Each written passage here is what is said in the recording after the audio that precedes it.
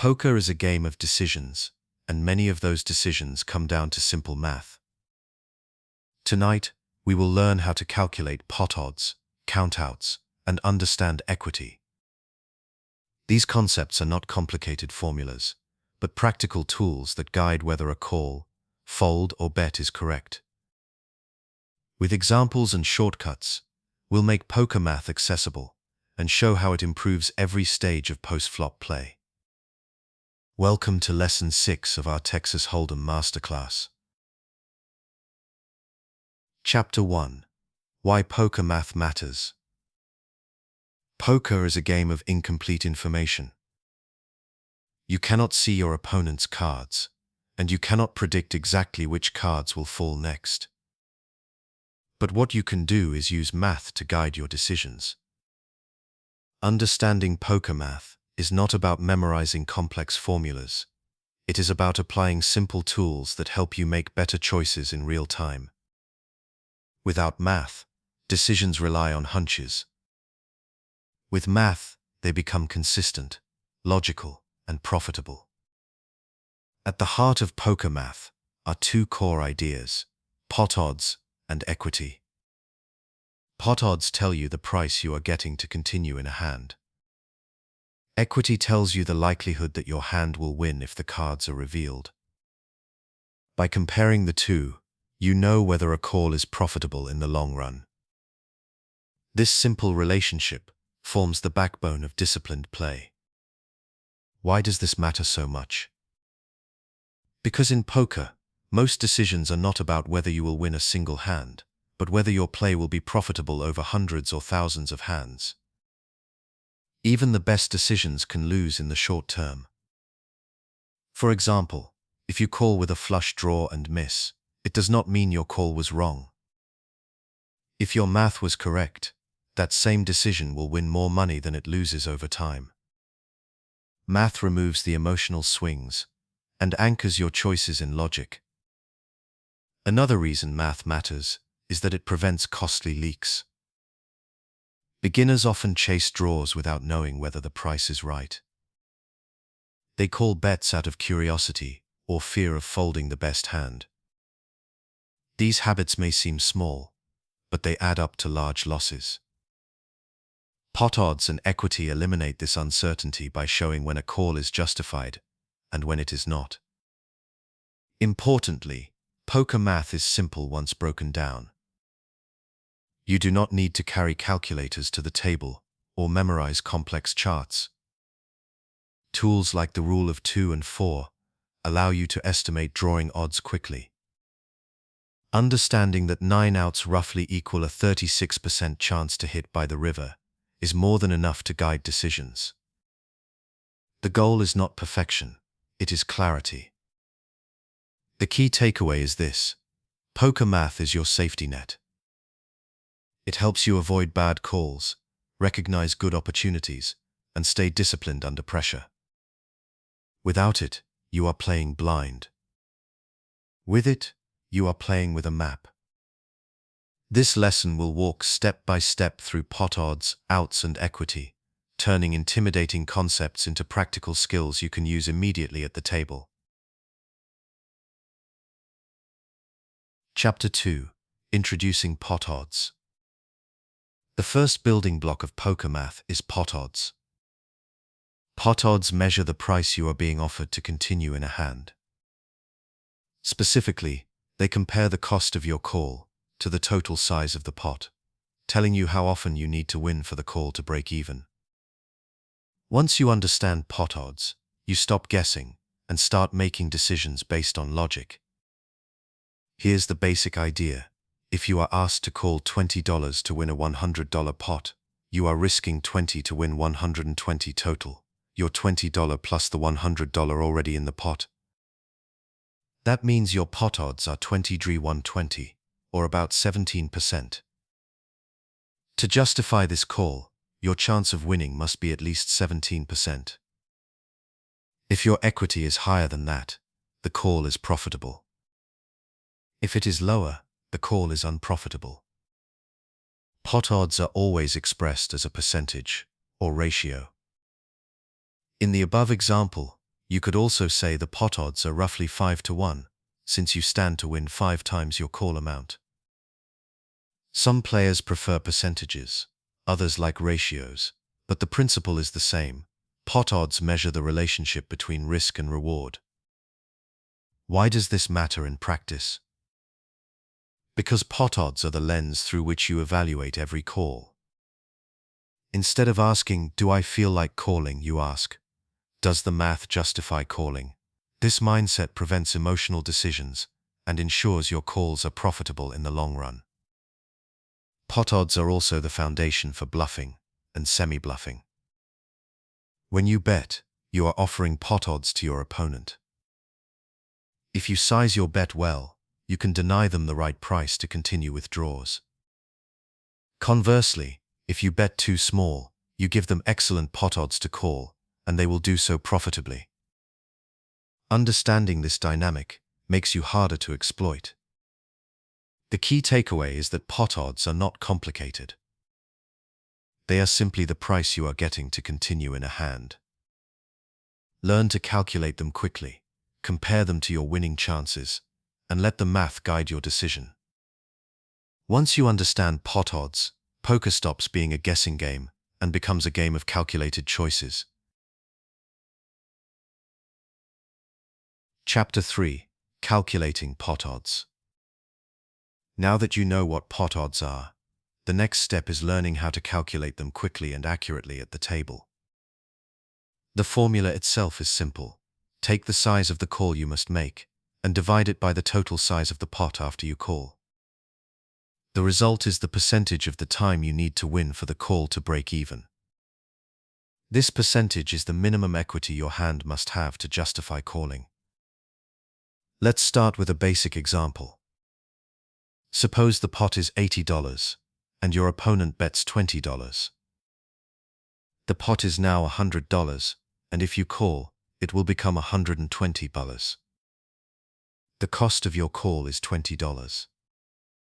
Using the formula 20-120, 2.166, or roughly 17%. That means you must win at least 17% of the time for your call to be profitable. If your hand has more than 17% equity against your opponent's range, you should continue. If it has less, folding is correct. Consider another example.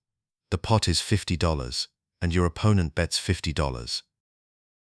If you call, the total pot will be $150 and you are risking $50. Here the formula is 50-150-50, or 33%. You need to win at least 1 out of every 3 times to break even. If your draw has around 36% equity, like a flush draw with 2 cards to come, calling is justified. Some players prefer to think in ratios rather than percentages. In the first example, you are risking $20 to win $100, which is 5 to 1 odds. In the second example, you are risking $50 to win $100, or 2 to 1 odds. Whether you use percentages or ratios, the principle is the same. Compare the price of your call to your hand's chance of winning. Let's extend this with a third scenario. Imagine the pot is $200 and your opponent shoves all in for $100. If you call, the pot will be $400 and you are risking $100. The formula is 100-400, 25%. That means you need at least a 25% chance of winning. If you are holding a flush draw with 9 outs, your equity is around 36%, making the call profitable. If you are chasing only a gut shot straight, your equity is closer to 16%, making the call unprofitable. Pot odds calculations apply in every situation, whether you are facing a small bet, a large shove, or a tricky multi-way pot. The math never changes. What changes is your ability to estimate your hand's equity accurately. That is where counting outs and understanding board textures come in, which we will cover in later chapters. The most important step is practice. Work through examples with different pot and bet sizes until the calculation becomes second nature. You don't need to be perfect to the decimal. Approximations are enough to guide solid decisions. Over time, you will recognize common bet sizes and instantly know the pot odds. When this happens, you will no longer be guessing. You will be playing with clarity. Chapter 4: Pot Odds in Action. Understanding the formula for pot odds is one thing, but applying it in real poker scenarios is where the concept comes alive. This chapter walks through common examples that show how pot odds guide your decisions in practice. Imagine you hold a flush draw after the flop. You know a flush draw has 9 outs, which gives you about a 36% chance of hitting by the river. Your opponent bets $30 into a $60 pot. If you call, the pot will be $120, and you are calling $30. Your pot odds are 320, 25%. Since your chance of hitting 36% is higher than the required 25%, calling is correct. Now consider a straight draw. You hold 8 outs, giving you about a 32% chance of improving by the river. The pot is $100, and your opponent bets $75. If you call, the pot will be $250, and you are risking $75. That's 75 to 250, 30%. Because your chance of hitting 32% is only slightly higher than the required 30%, calling is marginal, but mathematically profitable. Finally, let's look at a bad example. You have a gut shot straight draw, which means only 4 outs. That gives you about a 16% chance of hitting by the river. The pot is $80, and your opponent bets $40. If you call, the pot will be $160, and you're risking $40. That's 40 to 160, 25%. But since your chance of hitting is only 16%, this is an unprofitable call. Folding is the correct choice. These scenarios show how pot odds turn abstract percentages into clear decisions. The numbers don't care how much you want to hit your draw. They simply reveal whether the call will be profitable in the long run. Sometimes you'll miss even when the math says call, and sometimes you'll hit when the math says fold. But over thousands of hands, following pot odds ensures that your bankroll grows instead of shrinks. For beginners, the lesson is to practice recognizing these spots. Use simple benchmarks. Flush draws are about 36%, straight draws about 32%, gut shots about 16%. Compare these to the pot odds, and the decision becomes clear. Pot odds in action are not theory, they are your guide to disciplined, winning play. Chapter 5: Introducing outs. To make good decisions in poker, you need to know more than just the strength of your current hand. You need to know how likely it is that your hand will improve on future cards. This is where the concept of outs comes in. Outs are the unseen cards in the deck that can turn your hand into what you believe will be the winning hand.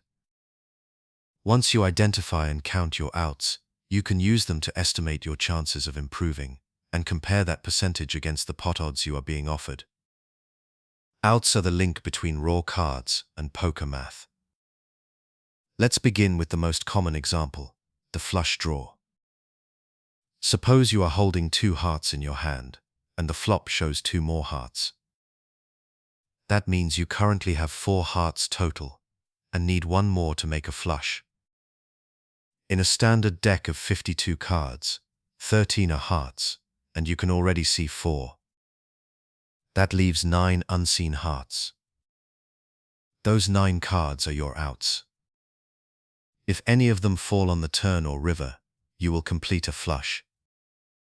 Another common scenario is the open-ended straight draw. Imagine you are holding 9 and 8, and the flop comes 7 and 6 with one random card. You can make a straight if either a 5 or a 10 comes. Since there are 4 5s and 4 10s in the deck, you have 8 outs.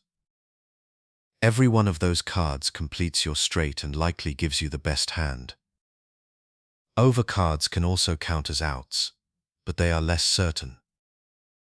Suppose you hold ace and king, and the flop comes 10, 7, 2. If an ace or a king comes on the turn or river, you make top pair. That gives you 6 potential outs. However, the quality of these outs depends on what your opponent holds. If they already have a set or 2 pair, your outs may not actually be enough. This is why outs are always connected to context, not just raw numbers. It is also important to understand the difference between clean outs and dirty outs. Clean outs are cards that almost always give you the best hand. For example, when you are drawing to the nut flush, your outs are clean because no higher flush is possible. Dirty outs are cards that improve your hand, but could also give your opponent a better one. For instance, if you are drawing to a straight on a board that already has 2 suited cards, some of your outs may complete your hand, but also complete your opponent's flush. In that case, not all of your outs should be counted at full value. Learning to identify outs accurately is the foundation of poker math. Every decision involving pot odds and equity begins with asking, how many outs do I have? This skill gives structure to the game, turning what feels like chance into something measurable. In the next chapter, we'll focus on how to count outs correctly and avoid the common mistakes that lead players to overestimate their chances. Chapter 6. Counting outs correctly. Knowing what outs are is the first step. The real skill comes from counting them correctly. Many beginners fall into the trap of overestimating their outs, assuming every card that looks helpful will guarantee them a win. This mistake leads to bad calls, wasted chips, and frustration. To play disciplined poker, you must learn to count outs carefully and adjust them for context. Let's start with a straightforward case of clean outs. You hold 2 spades, and the flop comes with 2 more spades. There are 13 spades in the deck, and you already see 4 of them, leaving 9 unseen. Those 9 spades will give you a flush. Because a flush is almost always the best hand in this situation, all 9 outs are considered clean. Now let's look at a trickier case, the straight draw on a dangerous board. Suppose you have Jack and 10, and the flop is Queen and 9 with 2 clubs. At first glance, you might think you have 8 outs, 4 kings and 4 eights. But if one of those cards is a club, your opponent could make a flush at the same time you make your straight. In that case, your outs are not all clean. Some are dirty, and you should count them with caution. Paired boards also create problems. If the board shows 2 9s and a 5, and you are drawing to a flush, you may think you have 9 outs. But if the turn or river is a 9, your opponent could have a full house, and your flush would no longer be best. This reduces the reliability of your outs. You must always consider whether the board allows for stronger hands that overshadow yours. Another common mistake is double counting outs. Suppose you have a flush draw and 2 overcards. You might add 9 flush outs and 6 overcard outs, totaling 15. But what if one of your overcard outs is also a flush card? In that case, you are counting the same card twice. The true number of outs is smaller than you first thought. The key is to count conservatively. If you are unsure whether an out is clean or dirty, it is better to discount it. By underestimating slightly, you protect yourself from overconfidence and avoid paying too high a price for a draw that may not actually win. Counting outs correctly is not about perfection, it is about discipline. It keeps you from chasing draws that are not worth the risk, and allows you to move forward only when the math supports it. Once you have counted your outs, the next step is turning those outs into percentages. That is where shortcuts like the rule of 2 and 4 come in, which we will cover next. Chapter 7. The Rule of 2 and 4. Now that you know how to count outs, the next step is learning a shortcut to quickly estimate your chances of improving. The most widely used shortcut is called the Rule of 2 and 4. This method lets you turn your outs into percentages in just a few seconds, without needing a calculator. Here is how it works. If you are on the flop and want to know your chance of hitting a draw by the next card, multiply your outs by 2. If you want to know your chance of hitting by the river, multiply your outs by 4. This gives you a close estimate of your winning percentage. For example, if you have a flush draw with 9 outs, multiplying 9 by 2 gives you about 18%. That is your chance of hitting a flush on the very next card. Multiplying 9 by 4 gives you 36%. That is your chance of hitting a flush by the river, if you see both the turn and the river. The rule is not exact, but it is close enough for practical use. The exact odds of hitting a flush with 9 outs by the river are about 35%, so the shortcut's 36% estimate is very accurate.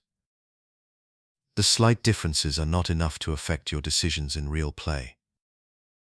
Let's apply the rule to a straight draw. An open-ended straight draw has 8 outs. Multiply 8 by 2, and you get about 16% to hit on the turn. Multiply by 4, and you get about 32% to hit by the river. These numbers are simple to remember and quick to apply at the table. Even with fewer outs, the rule holds. A gut-shot straight draw has 4 outs. 4 multiplied by 2 is about 8% for the next card, and 4 multiplied by 4 is about 16% by the river. These quick estimates allow you to compare your equity to pot odds without slowing down the game. The rule of 2 and 4 is powerful because it keeps poker math practical. You do not need to memorize long tables or exact percentages.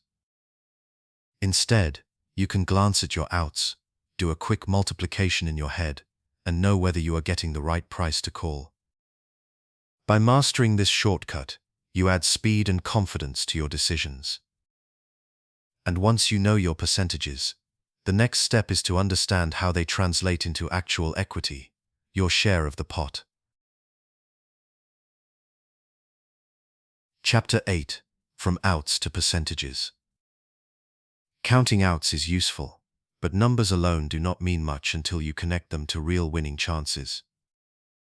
This chapter explains how outs translate into percentages and how to apply them to live situations. Each out represents roughly 2% for one card to come and about 4% for 2 cards to come. This is the logic behind the rule of 2 and 4, and it allows you to convert outs directly into equity. Let's start with a flush draw. You have 9 outs. That means about 18% to hit on the next card and 36% by the river. When you compare this equity to the pot odds being offered, you can see whether calling is profitable. For example, if your opponent offers you pot odds that require only 25% equity, your 36% chance is more than enough. Next, look at an open-ended straight draw with 8 outs. You have about 16% to hit on the turn and 32% by the river. If you are facing a bet where you need to win at least 30% of the time, this draw makes calling worthwhile. Even smaller draws can be calculated the same way. A gut-shot straight draw has 4 outs. That means about 8% on the turn and 16% by the river. If the pot odds require you to win more than 20% of the time, chasing a gut shot is usually unprofitable. It is also important to recognize when multiple draws stack together. For example, suppose you have both a flush draw and 2 overcards. A flush draw gives you 9 outs. The 2 overcards add about 6 more outs. But you must be careful not to double count cards that overlap. If one of your overcard outs is also a flush card, your total is 14 rather than 15. 14 outs multiplied by 4 is about 56%. That means more than half the time you will improve by the river. Turning outs into percentages gives you a simple, reliable way to measure your chances. Instead of guessing whether to call, you can calculate.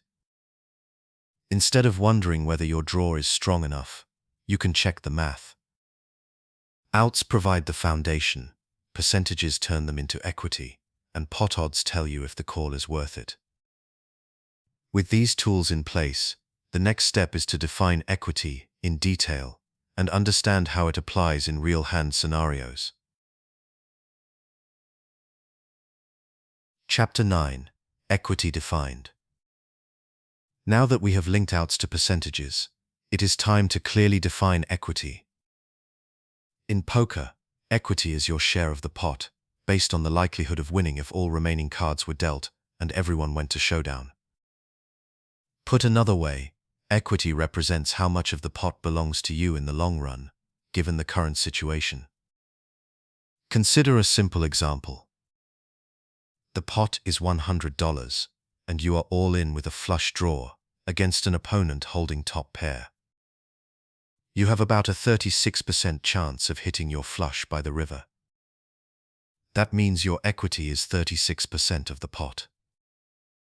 If you played this exact situation 100 times, you would win around 36 pots and lose around 64. Your equity in this spot is about $36 out of every 100. Equity is not just about draws. Suppose you hold pocket aces before the flop against a single opponent holding pocket kings. You are an overwhelming favorite, winning about 80% of the time. That means your equity is 80% of the pot. Even if your opponent sometimes spikes a king and wins, your aces are still far ahead in terms of expected value. Another example. You hold ace-queen on a queen-high board, and your opponent holds king-queen. You are ahead, but not by much. You will win about 75% of the time, meaning you have 75% equity. The remaining 25% belongs to your opponent, because they could still spike a king or running cards to overtake you.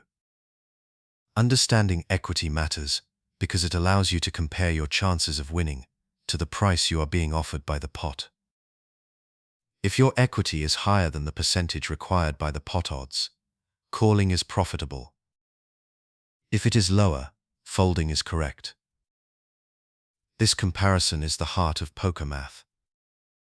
Equity can also be estimated against a range of hands rather than one specific hand. For example, suppose you believe your opponent could have top pair, second pair, or a draw. Each possibility gives you a different chance of winning. By combining them, you can estimate your equity against their range as a whole. This is how experienced players think at the table, and even beginners can start practicing it with time. The important point is that equity turns your draws, pairs, and combinations into measurable percentages. It is no longer about guessing whether you are ahead or behind. It is about knowing your share of the pot and comparing it to the price being asked. With equity clearly defined, the next step is to apply it in common scenarios and see how it plays out in practice. Chapter 10. Equity in Common Scenarios. To make equity more practical, let's walk through some of the most common scenarios in Texas Hold'em. By looking at typical situations like flush draws, straight draws, and overcards, You can see exactly how equity works and how to apply it at the table. Let's start with the flush draw. When you hold two suited cards and the flop gives you two more of that suit, you have 9 outs. Multiplying 9 by 4 gives about 36% equity by the river. That means more than 1 out of 3 times, you will make your flush. If the pot odds require only 25% equity, calling is a good decision because your actual equity is higher. Now consider the open-ended straight draw. Suppose you hold 9 and 8, and the flop comes 7 and 6. Any 5 or any 10 completes your straight, giving you 8 outs. Multiply 8 by 4, and you get about 32% by the river. If the pot odds ask for 30%, the call is correct. If they ask for 40%, the call is unprofitable. The math makes the decision clear. Next is the gut shot straight draw. Imagine you hold 9 and 8, and the flop comes 6 and 7, with one other card. Only a 5 completes your straight, which means 4 outs. Multiply 4 by 4, and you get about 16% equity by the river. Unless the pot odds are extremely favorable, chasing this kind of draw is usually a losing decision. Overcards are another frequent case. If you hold ace-king on a flop of 10-7-2, hitting an ace or king may give you the best hand. That is 6 outs, which equals about 24% equity by the river. Whether calling makes sense depends entirely on the size of the bet relative to the pot.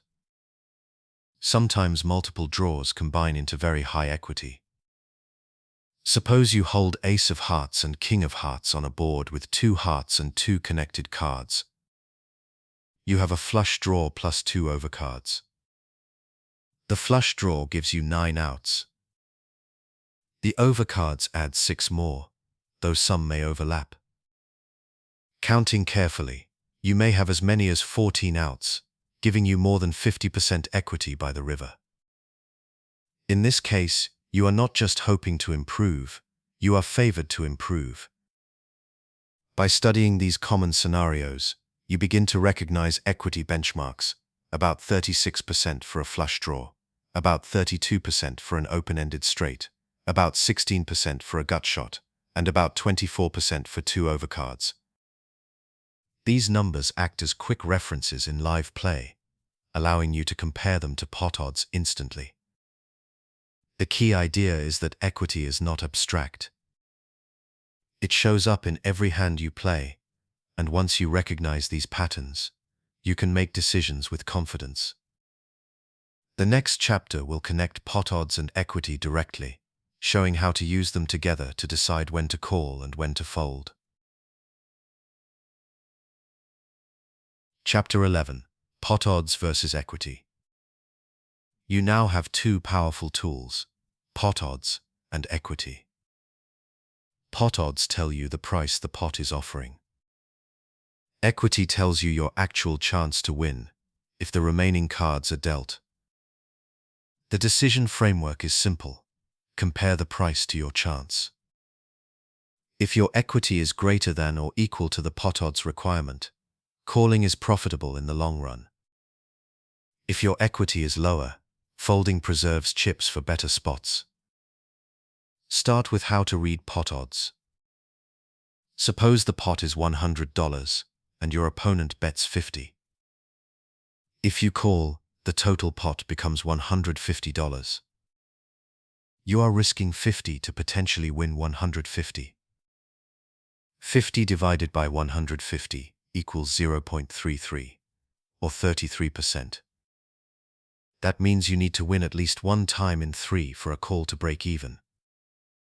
Now find your equity. Equity comes from outs, board texture, and sometimes rough estimates against an opponent's range. With a flush draw, you usually count 9 outs. Using the rule of 2 and 4, 9 outs times 4 equals roughly 36% to improve by the river, when you will see 2 cards. Compared to the 33% price in our example, 36 is greater than 33, so the call is profitable. What if the price is tougher? Imagine the pot is $100 and the bet is $100. If you call, the total pot becomes 300. You are risking 100 to potentially win 300. 100 divided by 300 equals 0.33, or 33%. That means you need to win at least one time in 3 for the call to be correct. With a flush draw around 35% equity, calling is profitable. Now suppose the bet is 150 into a pot of 100. If you call, the total pot is 400. You are risking 150 to win 400. 150 divided by 400 equals 0.375, or 37.5%. Your flush draw at about 35% equity is no longer enough. In this case, folding is the disciplined play, unless you believe implied odds will cover the gap. This comparison also works when you have fewer outs. A gut shot straight draw has 4 outs. 4 times 4 equals about 16% by the river. If the pot is laying you only 15% to continue, calling is slightly profitable. If it demands 20%, you should fold. The math keeps you honest when hands feel tempting. You can also compare pot odds and equity when you already have a made hand. Suppose you hold top pair on a coordinated board and face a half-pot bet. Required equity is 1/3. Ask, am I ahead at least one time in 3 against this opponent's likely hands? If yes, call or even raise. If no, fold. The logic does not change just because you have a pair instead of a draw. One more refinement: equity against a range. If you think your opponent could have missed overcards, second pair or a draw, your equity might be higher than against only a single strong hand. Even a rough range estimate helps. For example, top pair with a strong kicker often has well above 33% equity against a mixture of weaker pairs and draws, making half-pot calls routine. Pot odds are the price. Equity is your chance. The skill is putting them on the same scale and letting math, not emotion, choose the profitable path. In the next chapter, we will apply this framework step by step to show exactly when calling is correct. Chapter 12. Calling with correct odds. Calling with correct odds means your hand's equity meets or exceeds the percentage required by the pot. This chapter turns that principle into a repeatable process you can use in live or online play without slowing down. Step 1. Compute the price. Translate the bet into a required percentage. Example 1. The pot is $60. Your opponent bets 30. If you call, the pot becomes $120. 30 divided by 120 equals 25%. You need to win 1 out of 4 times for a break-even call. Step 2. Estimate your equity. Use outs and the rule of 2 and 4. With a flush draw, 9 outs times 4 equals 36% by the river. With an open-ended straight draw, 8 outs times 4 equals 32%. With 2 overcards, 6 outs times 4 equals 24%. You can refine these with exact values. 9 out flush draws are about 35% by the river. 8 out straight draws about 31%. 6 overcards about 24%. Step 3. Compare. In example 1, the price is 25%. A 9 out flush draw at roughly 35 to 36% is comfortably profitable. An 8 out straight draw around 32% is also profitable. 2 overcards at roughly 24% are slightly below the 25% threshold, so the call is close or marginal. If you expect occasional extra money on later streets, implied odds can push that marginal call into the profitable column. Change the numbers and watch the decision flip. Example 2. The pot is $100 and the bet is 100. If you call, the pot becomes 300. 100 divided by 300 equals 33% required. A flush draw at roughly 35% clears it. An open-ended straight draw at about 31 to 32% does not. Unless implied odds are strong, folding the straight draw is correct. Multiway pots require caution. Example 3. The pot is $90 three-way, and a player bets 45. If you call, another player might also call, giving you excellent immediate pot odds. But with more opponents, your outs can be dirty. A heart that completes your flush may also pair the board for someone's full house, or give another opponent a higher flush.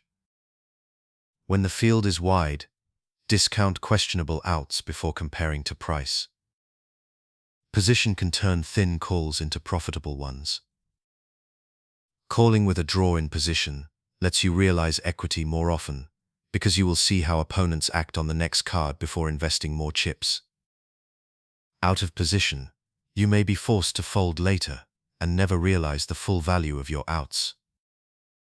The math on paper might say a call is fine, but poor equity realization can erase that edge. Favor calls that you can navigate profitably on future streets. Finally, remember that correct calls lose a significant portion of the time. A 35% equity call fails 65 times out of 100, yet it still makes money because the pot is paying more than the risk. Short-term results do not judge the quality of your decision. The math does. When you consistently call only with correct odds, you plug one of the largest leaks in beginner play. Next, we will look at the discipline of folding when the numbers are not on your side, and why that restraint is a hallmark of winning poker. Chapter 13. Folding with incorrect odds. One of the most important habits in poker is knowing when to let go. Many players lose money not because they lack skill, but because they chase too many draws or refuse to fold when the math tells them to. Folding with incorrect odds may feel disappointing in the moment, but over time it is one of the surest ways to protect your bankroll. Start with the principle. If your equity is lower than the pot odds required, calling is a losing play. You may still hit your draw occasionally, but across hundreds of hands you will lose more than you gain. Folding in these spots is not weakness, it is discipline. Let's use a clear example. Suppose the pot is $80 and your opponent bets 40. If you call, the pot becomes 160. You are risking 40 to potentially win 160. 40 divided by 160 equals 0.25, or 25%. That means you need at least a 25% chance to win. Imagine you hold a gut shot straight draw with 4 outs. 4 times 4 gives about 16% equity by the river. The exact number is roughly 16.5%. 16 is much lower than the 25 required, which makes the call unprofitable. The correct move is to fold. This logic applies to other weak draws. A single overcard gives you only about 6 outs at most, roughly 24% by the river. If the pot odds ask for 30%, folding is again the right choice. Calling with hands that simply do not clear the math threshold may feel hopeful, but hope is not a winning strategy. The discipline to fold grows harder as pots become larger. Many players think, the pot is already so big I can't fold now. But this is exactly when the math matters most. Calling one large bet with incorrect odds can erase the profit from several smaller correct decisions. Avoiding that temptation is what separates steady winners from those who slowly leak chips. Another danger is emotional calling. Players hate folding and then seeing the very card they needed fall on the next street. It feels painful, like a missed opportunity. But the truth is that you saved money by folding. Over the long run, those what-if moments are irrelevant. Poker is a game of thousands of hands, not one or two lucky turns. Folding with incorrect odds also keeps your range balanced. If you chase every draw regardless of price, opponents will exploit you by betting larger, knowing you will call anyway. By folding when the math says fold, you protect yourself and signal that you cannot be bullied into bad decisions. Remember, folding is not a loss, it is a savings. Every chip you do not waste is a chip available for a more profitable situation. Mastering this skill turns restraint into power. With this discipline in place, we can now move to situations where the math expands beyond immediate pot odds into the concept of implied odds. Chapter 14: Implied Odds. So far we have focused on direct pot odds, the price of a call compared to the size of the current pot. But poker often continues beyond the next card. When you expect to win more money from your opponent on future streets, you can sometimes call even when the direct pot odds alone do not justify it. This idea is called implied odds. Implied odds measure the extra chips you expect to win if you hit your draw. For example, imagine you have a flush draw on the flop. The pot is $60 and your opponent bets 40. If you call, the pot becomes 140. 40 divided by 140 equals about 29%. Your equity with a flush draw is about 35% by the river, so the call is fine. But what if the numbers are tighter? Suppose the bet is 70 into the same 60. Now the required equity is 70 divided by 200, or 35%. Your flush draw has around 35%. That call is only break-even. This is where implied odds matter. If you believe your opponent will pay off another bet when your flush arrives, the call becomes profitable. For example, if you expect to win an additional $50 on the turn or river, your true reward is larger than the current pot suggests. That extra value makes the math favorable. Implied odds are strongest with hidden draws. A straight completed by an inside card, like a 9 on a 5, 6, 7, 8 board, can surprise opponents who never saw it coming. Because the straight is less obvious, you are more likely to get paid when it hits. By contrast, flush draws are very visible, and cautious opponents may fold when the third suited card arrives. In that case, your implied odds are weaker. Stack sizes also matter. When you and your opponent both have deep stacks, implied odds are high because there is more money to win on later streets. If stacks are shallow, implied odds shrink. You may hit your draw, but there will not be enough left to extract meaningful value. Be cautious though, implied odds can be overestimated.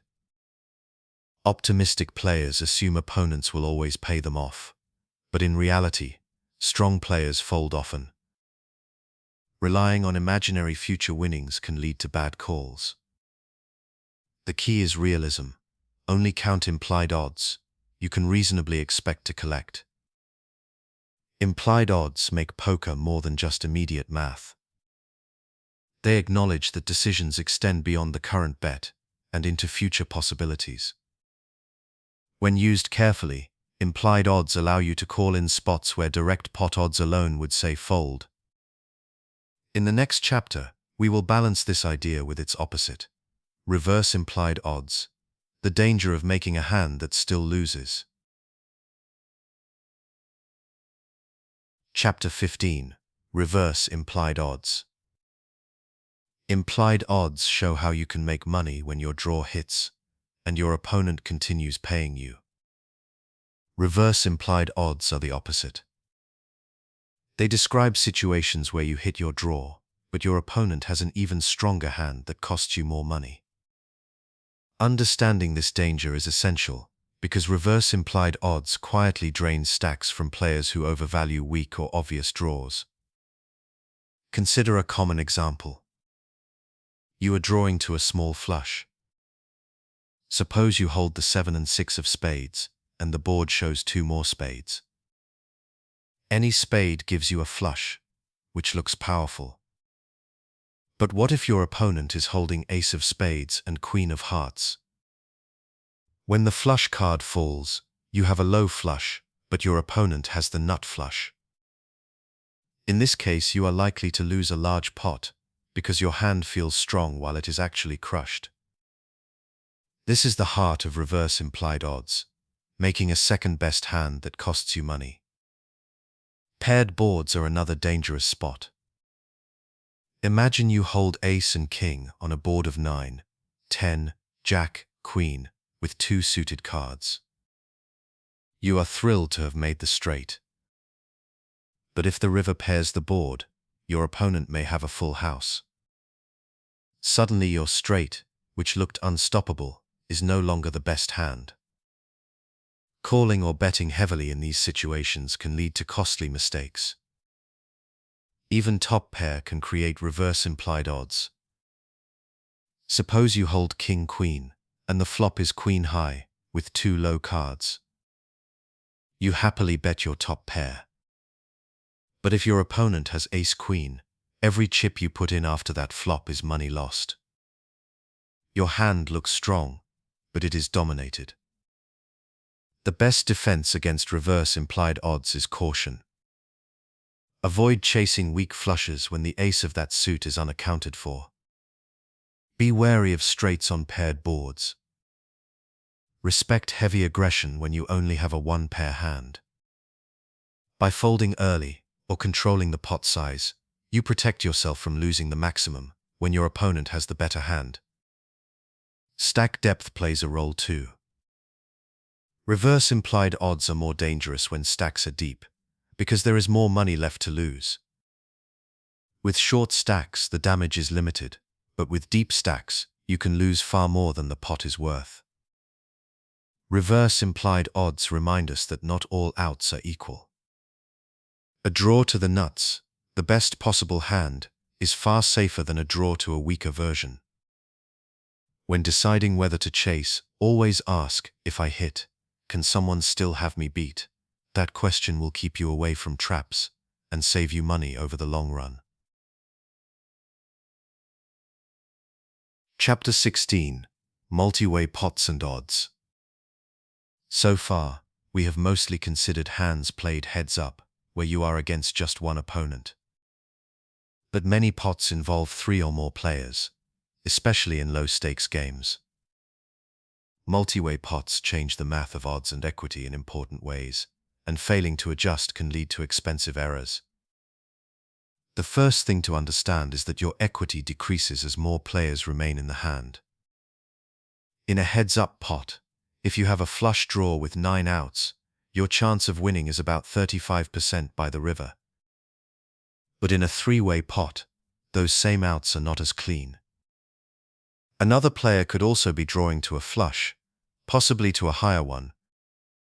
Even if you make your hand, you are less likely to win because there are more live combinations that beat you. Let's look at an example. The pot is $90 3-way, and one opponent bets 45. You are offered good direct pot odds to call. But your equity is split across 2 opponents, not 1. If you are drawing to a flush, your chance of being the best hand shrinks because you must beat both players, not just one. In other words, the pot looks bigger, but the competition makes the math tougher. Multiway pots also change how clean your outs are. A card that looks like an out may give another opponent a better hand. Suppose you have 9 and 8 on a 7 and 6 flop. Any 5 or 10 makes your straight. But what if another player has 9 and 10? Now some of your outs give them a higher straight. Similarly, flush draws are more dangerous multi-way, since the nut flush may already be in another hand. Bluffing also loses value in multi-way pots. Fold equity decreases because the more opponents there are, the less likely everyone will fold. Pot odds may invite you in, but your chance of forcing opponents out is smaller. As a result, value betting and strong draws increase in importance, while speculative plays weaken. Position matters even more. Calling with a draw in late position in a multi-way pot can still be profitable because you see what the others do. Calling out of position is risky because you might face additional raises behind you. Suddenly the attractive odds vanish, and you are stuck in a bloated pot. The adjustment is clear: play stronger ranges in multi-way pots, discount questionable outs, and avoid chasing marginal draws without excellent odds. Remember that while the pot is larger, so is the difficulty of winning it. Survival and discipline matter more here than gambling on slim hopes. Chapter 17: Common Math Mistakes. Learning poker math is not difficult, but many players apply it incorrectly. Small errors in counting or calculation add up to big losses over time. This chapter highlights the most common mistakes and shows how to avoid them. The first mistake is miscounting outs. Players often assume every card that appears to help them is a clean out, when in fact many are dirty. For example, suppose you are drawing to a straight on a 2-club board. You count 4 8s and 4 kings as 8 outs. But 2 of those outs are clubs, which may give your opponent a flush at the same time you make your straight. In reality, you have only 6 clean outs, not 8. Overestimating equity leads to bad calls. The second mistake is double counting outs. This happens when players add up different categories without checking for overlap. For example, you hold ace of hearts and king of hearts on a board with 2 hearts and a queen. You count 9 flush outs plus 6 overcard outs, making 15. But some of those overcards are already hearts, so you are counting them twice. Your true number of outs is lower, closer to 12 or 13. Being precise avoids inflated expectations. The third mistake is ignoring reverse implied odds. A small flush or straight on a paired board looks good, but may not be the winner. Beginners call because their outs look real, but they are not considering the chance that their opponent already has a higher hand. This is a form of overestimating equity that quickly drains chips. Another common issue is misreading pot size. If the pot is $100 and your opponent bets 50, many players think the pot becomes 150. But if you call, the total pot is 200. The formula is call divided by pot plus call. 50 divided by 200 equals 25%. Forgetting to include your own call in the denominator is a frequent error that leads to wrong calculations. The fifth mistake is rounding too generously. The rule of 2 and 4 is an estimate, but some players stretch it too far. For example, with 4 outs, multiplying by 4 gives 16% by the river. The exact number is about 16.5. That is fine. But claiming close to 20% is misleading. Over time, these exaggerated numbers add up to incorrect decisions. Use the shortcut, but stay within a % or 2 of accuracy. Finally, some players forget that equity must be realized. You may have a 36% chance to hit a flush by the river, but if you fold to a bet on the turn, you never see the river. Equity on paper is not equity. You always realize in practice. Recognizing this helps you avoid chasing spots where you may be forced out before your outs arrive.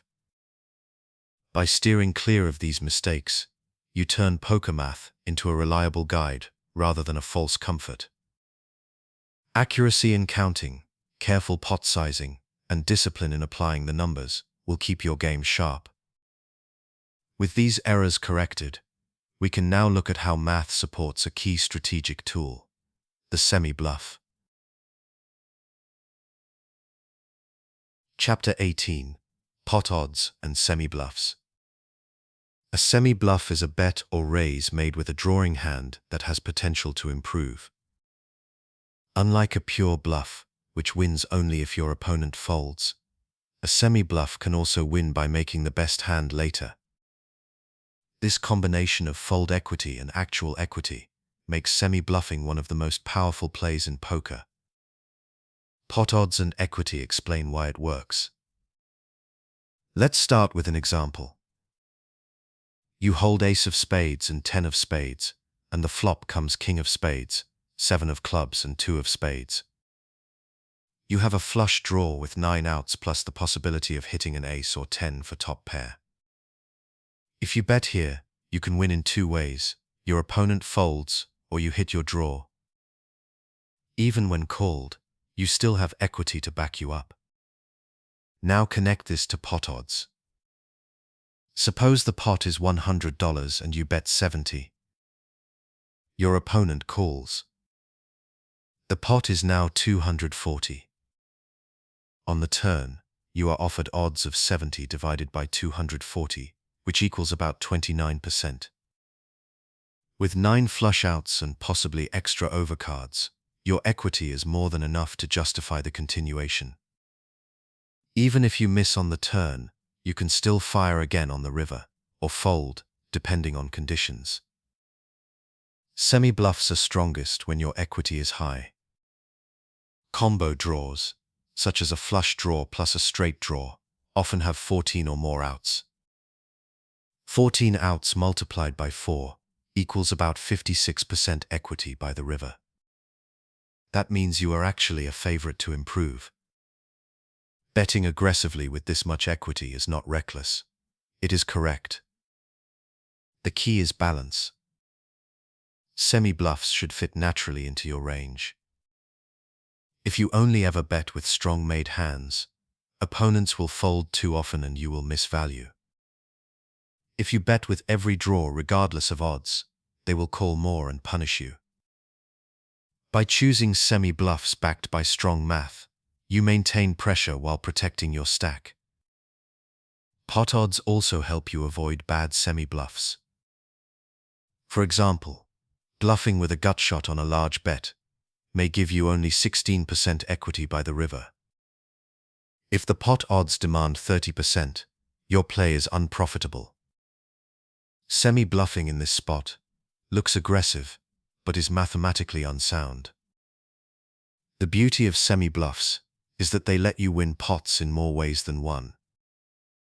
Even when you are behind, you give yourself multiple outs to victory.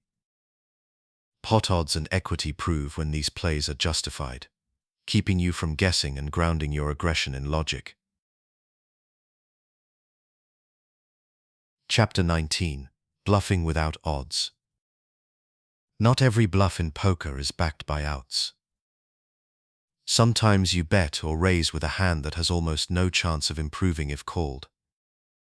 These are called pure bluffs. Pure bluffs win only if your opponent folds. They are riskier than semi-bluffs, but when chosen carefully, they can still be effective tools in your strategy. To understand pure bluffs, think about the role of fold equity. Fold equity is the chance that your opponent will give up their hand when you apply pressure. When you have no real outs, fold equity is your only path to winning the pot. This means the success of a pure bluff depends entirely on timing, board texture, and opponent tendencies. Consider an example. You are on the button with 9 and 8 of clubs. The board comes Ace of Spades, King of Hearts, and Five of Diamonds. You completely missed the flop. If both blinds check to you, betting here can represent strength. Many players will fold small pairs or weak holdings on such a scary board.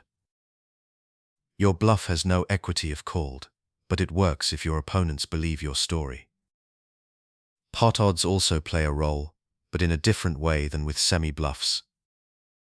With a pure bluff, you cannot justify your bet by counting outs. Instead, you must decide whether the risk of your bet is worth the reward of the pot.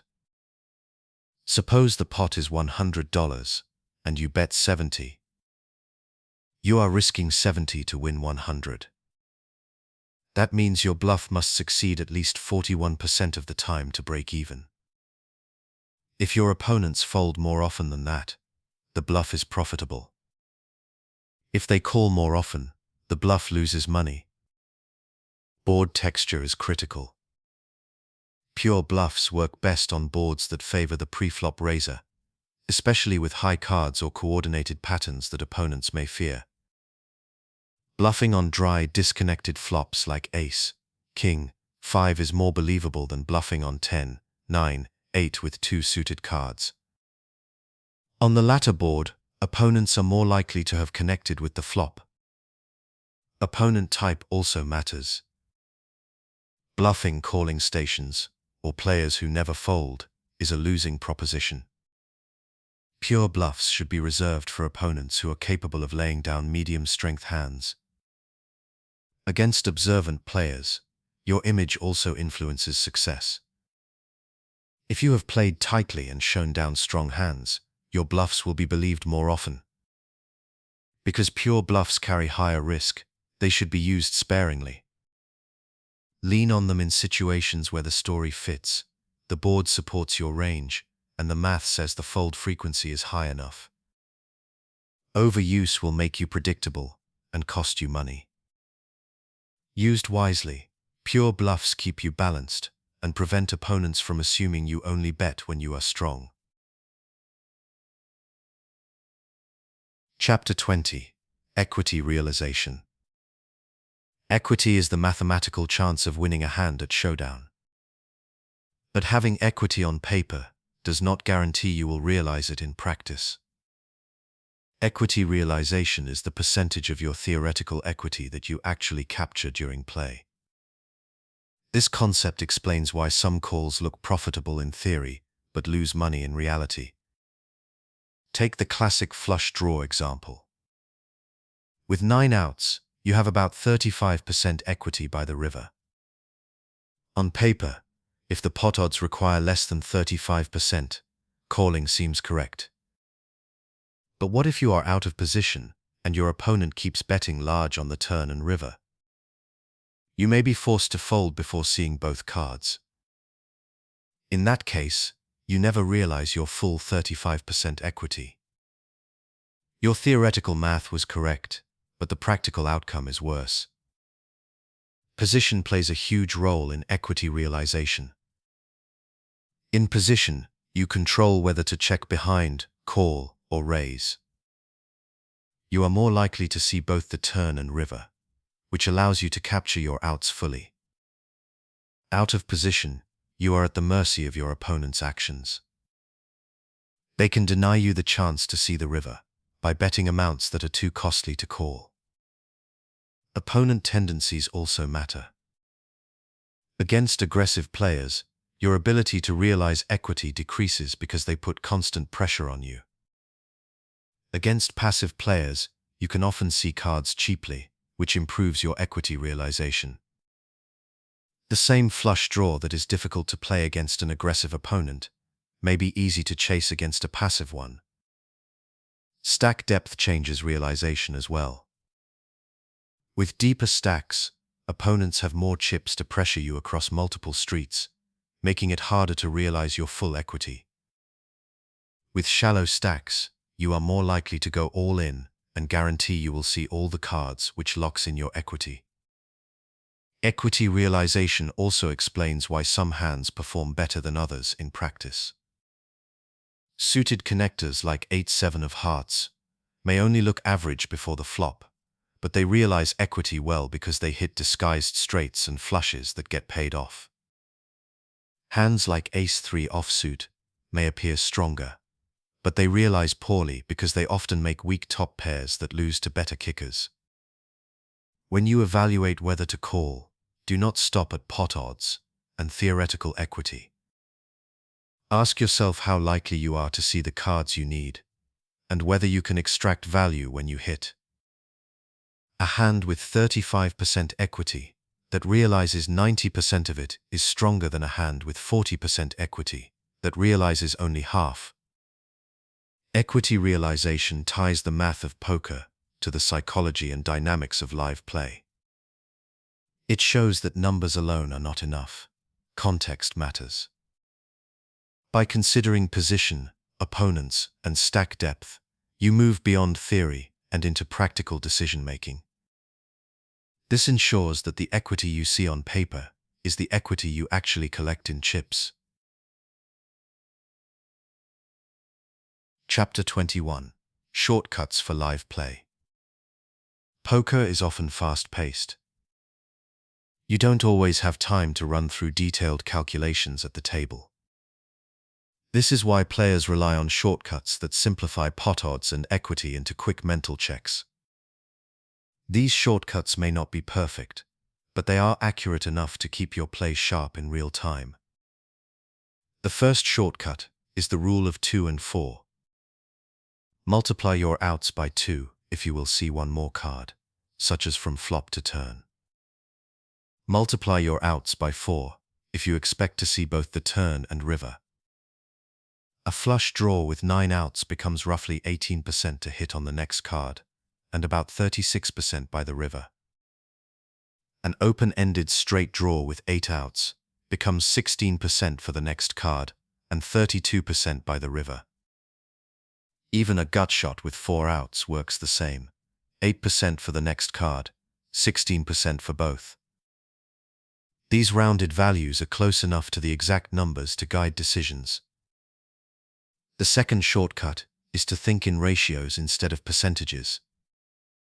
Many players find it easier to say, "I am getting 4-1 on a call," than to think in decimals. To do this, compare the size of the bet to the size of the pot. If the pot is $80 and your opponent bets 20, you are risking 20 to win 100. That is 5-1 odds. You only need to win about 1 time in 6 to break even, which is around 17%. Ratios make mental math simpler, especially when chips are flying across the table. A third shortcut is to round pot sizes. If the pot is $215 and the bet is 85, round to 225 and 90. Now you are calling 90 to win 315, which is close enough to 90 divided by 300 equals 30%. By simplifying numbers, you save time without sacrificing accuracy. Some players also memorize common equity benchmarks. Flush draw, about 35% by the river. Straight draw, about 31%. Gut shot, about 16%. 2 overcards, about 24%. When you see these situations, you don't need to recalculate. You just compare the remembered number to the pot odds and act accordingly.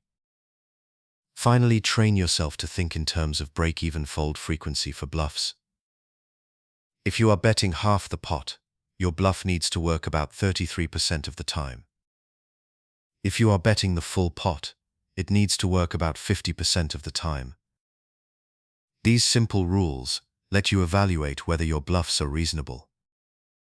Shortcuts are not replacements for full math, but they make poker playable at live speed. The goal is not perfect precision, it is fast, confident decisions that hold up over the long run. In the next chapter, we will see how tournament dynamics change the way pot odds are applied. Chapter 22. Pot odds in tournaments. Tournaments create a unique environment where chip values shift constantly.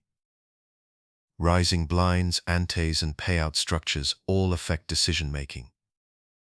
Pot odds are still important, but in tournaments you must also weigh survival and payout pressure, not just raw math.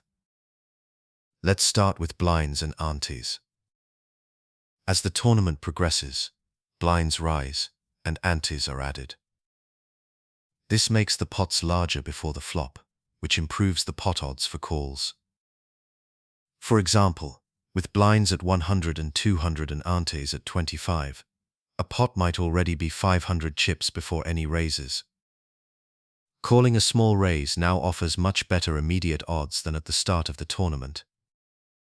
But survival pressure complicates this.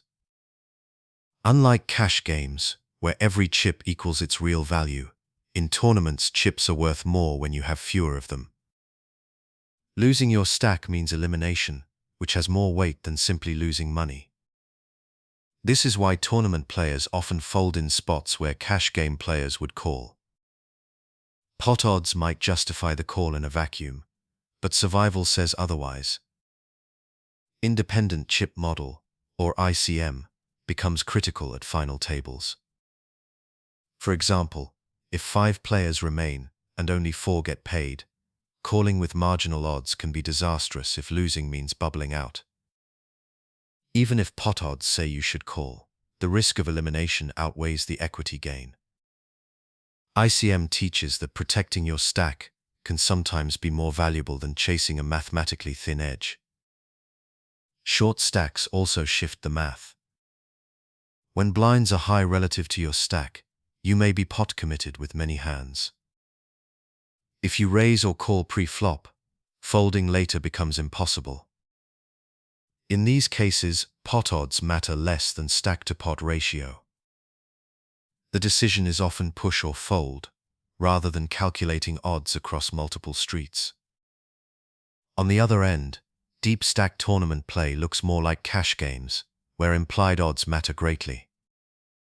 Early in tournaments, when stacks are 200 big blinds deep, calling with speculative hands can be profitable because you can win a massive pot when you hit. Here, pot odds and implied odds combine to justify risk. Tournament players must balance math with context. Pot odds still guide whether a call is profitable, but survival, payout jumps, and stack sizes create extra layers. Sometimes the correct fold in a tournament would be a clear call in a cash game. The numbers alone do not tell the full story. The structure does. By adapting pot odds to the unique pressures of tournaments, you keep your decisions grounded in math while respecting the reality of survival. In the next chapter, we will shift back to cash games and see how deep stacks change the use of odds in a different way. Chapter 23. Pot odds in cash games. Cash games differ from tournaments in one crucial way. Chips always equal real money. A $100 chip is always worth $100, no matter how many players remain. This changes how pot odds are applied. In cash games, the math is purer because you don't have to worry about survival or payout structures. However, deep stacks introduce both opportunities and risks. Let's begin with implied odds. When players are deep stacked, meaning they each have 100 or more big blinds, the value of speculative hands increases. Suppose you call a raise with 8 and 7 suited. If the flop gives you a flush draw or straight draw, your implied odds can be enormous. Winning a large pot when you hit your disguised hand justifies calls that might not be mathematically sound, based on pot odds alone. For instance, calling $10 to potentially win several hundred when your straight comes in is often correct, even if your immediate equity is below the required threshold. Deep stacks also magnify reverse implied odds. Small flushes, low straights, or weak top pairs can become expensive mistakes. Imagine calling with 5 and 4 suited, flopping a straight, and then facing heavy action. If the board later pairs or a higher straight is possible, you can lose your entire stack. In these spots, the pot odds may look favorable, but the reverse implied odds make the call dangerous. Another feature of cash games is consistency of blinds. Unlike tournaments, blinds do not rise, so your calculations remain stable. This allows you to focus purely on the math of each situation, without factoring in time pressure. For example, if the pot is $100 and you face a $50 bet, you know the required equity is always 1/3. You can compare that directly to your draw percentages, without considering whether elimination is on the line. Stack-to-pot ratio, or SPR, becomes more significant in cash games. A small SPR, where the pot is large compared to remaining stacks, reduces implied odds because there is little left to win. A large SPR, where stacks are deep relative to the pot, increases implied odds but also increases the risk of reverse implied odds. Strong players adjust their calls based on this ratio, not just the immediate pot odds. Finally, player tendencies shape how pot odds function in cash games. Loose players who pay off bets increase your implied odds, while tight players who fold often reduce them. Calling a draw against a tight player who will fold to pressure has less value because you may not be paid when you hit. Against a loose player, the same call may be highly profitable. In short, cash games reward precision. Pot odds provide the baseline, implied odds expand your opportunities, and reverse implied odds keep you disciplined. By weighing these factors together, you learn when to chase, when to fold, and when to capitalize on deep stacks. Chapter 24. Example hands. Sometimes theory clicks best when seen in action. Let's walk through a few complete examples that apply pot odds and equities step by step. Example 1. Flush draw call. The pot is $60, and your opponent bets 30. If you call, the pot becomes 120. 30 divided by 120 equals 25%. You have a flush draw with 9 outs, giving you about 35% equity by the river. Because 35 is greater than 25, calling is profitable. Example 2. Open-ended straight draw. The pot is $100, and your opponent bets 75. If you call, the pot becomes 250. 75 divided by 250 equals 30%. An open-ended straight draw has about 31% equity by the river. Since 31 is just above 30, the call is slightly profitable, but the margin is thin. If you are out of position or face aggressive opponents, folding may still be best. Example 3. Gut shot straight draw. The pot is $80, and your opponent bets 40. If you call, the pot becomes 160. 40 divided by 160 equals 25%. A gut shot has only 4 outs, about 16% equity by the river. 16 is far below 25, making this a clear fold. Example 4. Made hand with top pair. You hold ace-queen on a queen-high board. The pot is 100, and your opponent bets 50. 50 divided by 200 equals 25%. The question is not about outs, but about whether your hand is ahead of your opponent's range more than 25% of the time. Against draws and weaker queens, the answer is yes, so calling or even raising can be correct.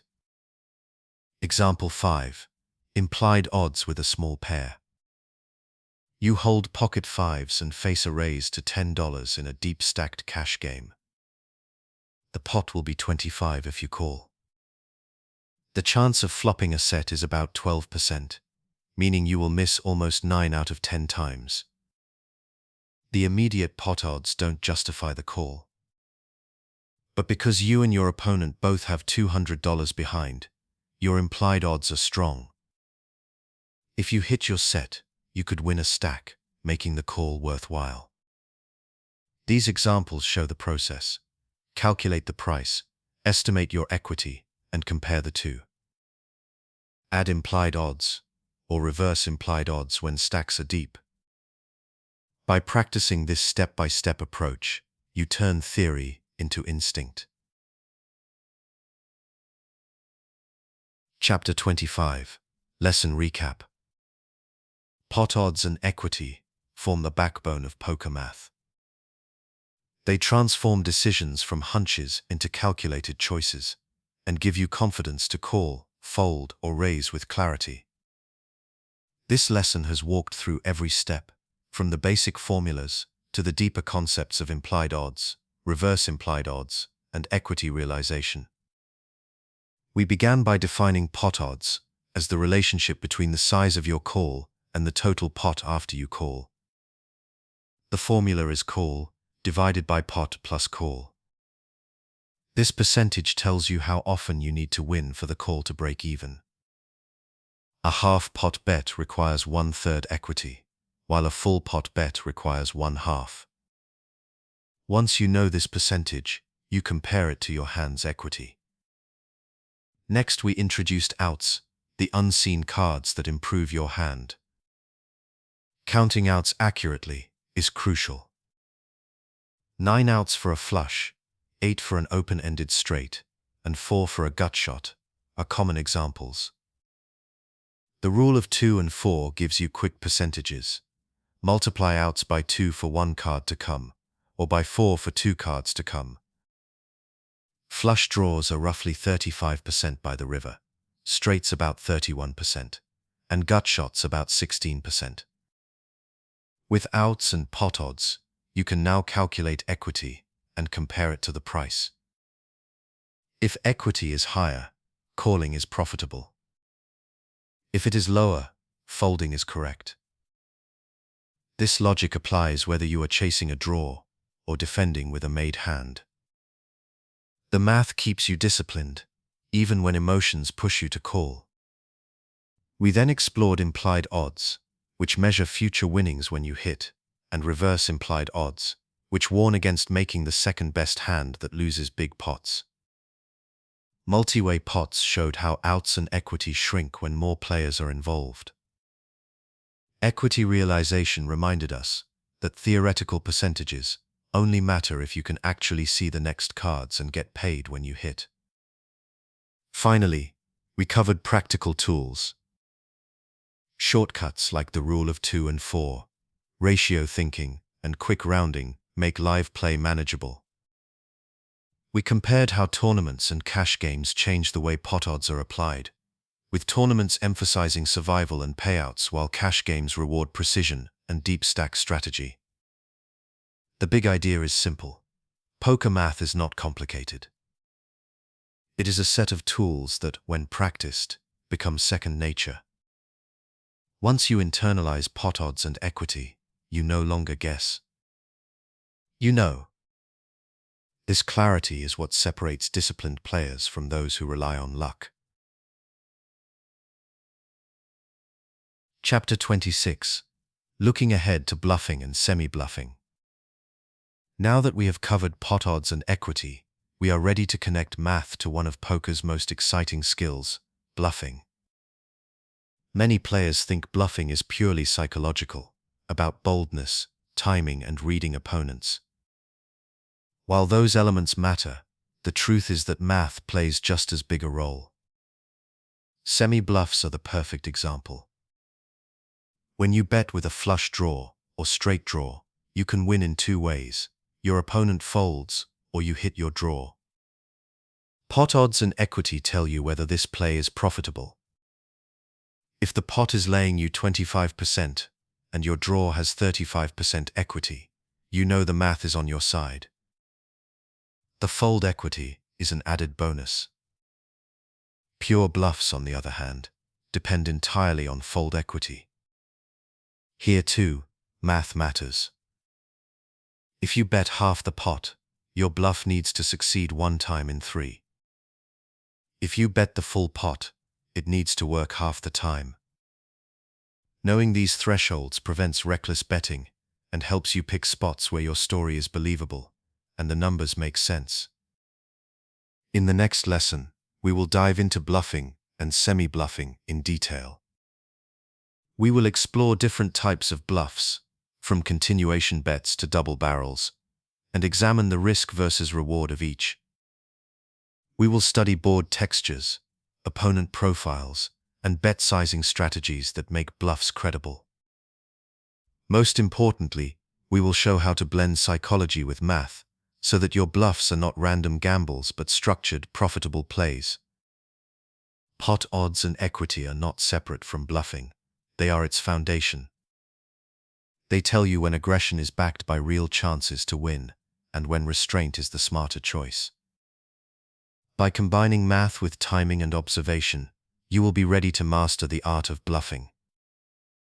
This concludes Lesson 6 of the Sleepy Poker Masterclass, Beginner to Master. In Lesson 7, we take the next step, learning to bluff with confidence and to semi-bluff with mathematical precision.